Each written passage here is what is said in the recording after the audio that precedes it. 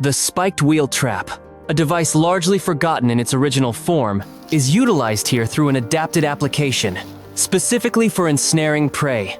Historically, its primary purpose was as an incapacitating deterrent, an injurious passive trap. The spiked wheel trap consists of a circular construction whose internal periphery is set with spikes that prevent the quarry to escape once caught in the trap.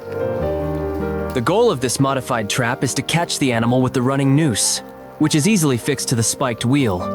The running noose is lightly attached to the spiked wheel. This attachment is critical. It must be secure enough to hold the noose in position during setup, but weak enough to release under stress. Wheel traps of this type were used in Africa to catch antelopes as well as larger animals, such as giraffes and rhinos. The size of the animal determined the size of the trap.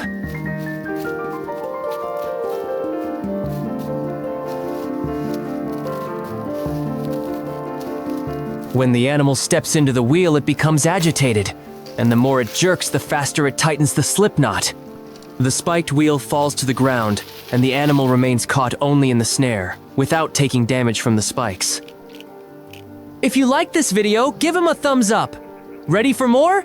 Click here for my next video.